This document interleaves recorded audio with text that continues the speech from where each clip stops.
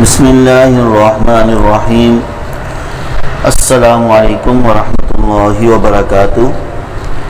سیرت النبی صلی اللہ علیہ وآلہ وسلم لمحہ بلمحہ کے عنوان سے آج 7ویں قسط آقا علیہ الصلوۃ والسلام کے دادا عبد المطلب کی کفالت کے حوالے سے۔ قارئین اکرام، ام ایمن آپ صلی اللہ علیہ وآلہ وسلم کو لے کر مکہ حاضر ہوئی اور آپ کے دادا عبد المطلب کے سپرد کیا۔ عبد المطلب آپ صلی اللہ علیہ وآلہ وسلم کو ہمیشہ ساتھ رکھتے۔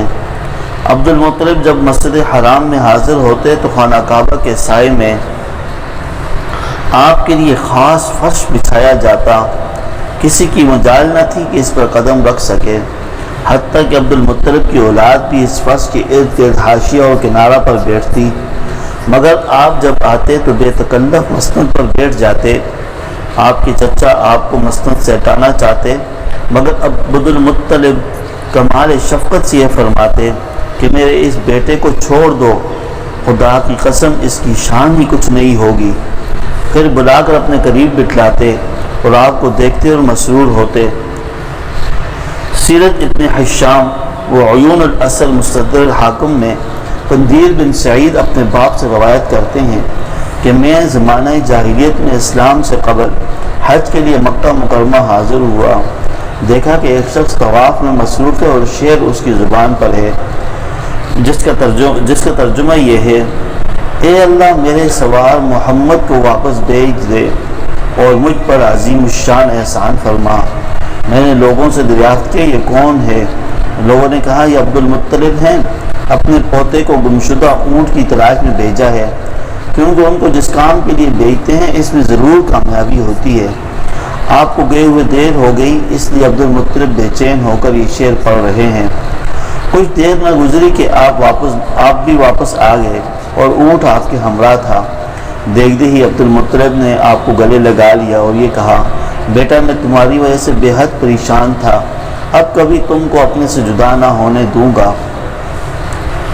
حاکم کی یہ روایت شرط مسلم پر ہے۔ عبد المطلب 2 سال تک آپ صلی اللہ علیہ وسلم اپنے دادا عبد المطلب کی تربیت میں رہے۔ جب عمر شریف 8 سال کو پہنچی تو عبد المطلب اس دنیا سے رخصت ہوئے۔ علی اختلاف القول 82 سال یا 95 سال آپ کی عمر تھی، یا 110 یا 120 سال کی عمر میں انتقال کیا اور حجون میں مدفون ہوئے۔ ابو طالب چونکہ حضرت عبداللہ کے حقیقی اور عینی بھائی تھے، اس لیے عبد المطلب نے مرتے وقت آپ کو ابو طالب کے سپرد کیا اور وصیت کی کہ کمال شفقت اور غایت محبت سے ان کی کفالت و تربیت کرنا۔ ام ایمن کہتی ہیں کہ جس وقت عبد المطلب کا جنازہ اٹھا تو آپ کو دیکھا کہ آپ جنازے کے پیچھے روتے روتے جاتے تھے۔ ایک مرتبہ آپ سے دریافت کیا گیا کہ آپ کو عبد المطلب کا مرنا یاد ہے کیا؟ آپ صلی اللہ علیہ وآلہ وسلم نے فرمایا میری عمر اس وقت 8 سال کی تھی۔ عبد المطلب کی وفات کے بعد آپ اپنے چچا ابو طالب کی آغوش تربیت میں آ گئے۔ ابو طالب نے آپ کو اپنی اولاد سے زیادہ عزیز رکھا اور اس شفقت اور محبت سے مرتے دم تک آپ کی تربیت کی کہ حق یہ ہے کہ تربیت اور کفالت کا حق پورا ادا کرتے ہیں۔ افسوس کہ ابو طالب باوجود اس والہانہ اور عاشقانہ تربیت اور کفالت کے دولت ایمان اور نعمت اسلام سے محروم رہے۔ ایک بار مکہ میں قحط پڑا، لوگوں نے ابو طالب سے درخواست کی کہ آپ بارش کے لیے دعا کیجیے۔ ابو طالب ایک مجمع کے ساتھ نبی کریم صلی اللہ علیہ وآلہ وسلم کو لے کر حرم میں حاضر ہوئے اور آپ کی پشت کو خانہ کعبہ سے لگا دیا۔ آپ نے بطور تضرع اور التجا انگشت شہادت آسمان کی طرف اشارہ کیا۔ بادل کا کہیں نام و نشان نہ تھا، اشارہ کرتے ہی ہر طرف سے بادل امڈ آئے اور اس قدر بارش ہوئی کہ تمام ندی نالے بہنے لگے۔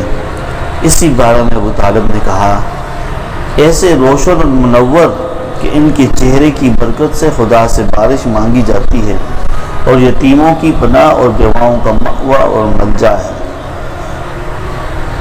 وما علینا الا البلاغ۔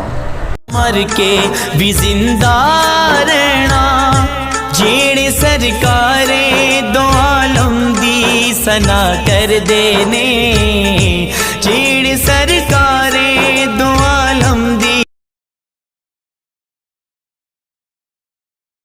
اگر سامعین کو ہماری ویڈیو اچھی لگی ہو تو لائک شیئر سبسکرائب کرنا نہ بھولیے گا اور ساتھ ساتھ بیل آئیکن کو بھی پریس کر دیجیے گا تاکہ نئی آنے والی قسطیں بھی آپ تک پہنچ سکیں اور اس کے ساتھ ہی ایک اچھا سا کمنٹ بھی کر دیجیے گا.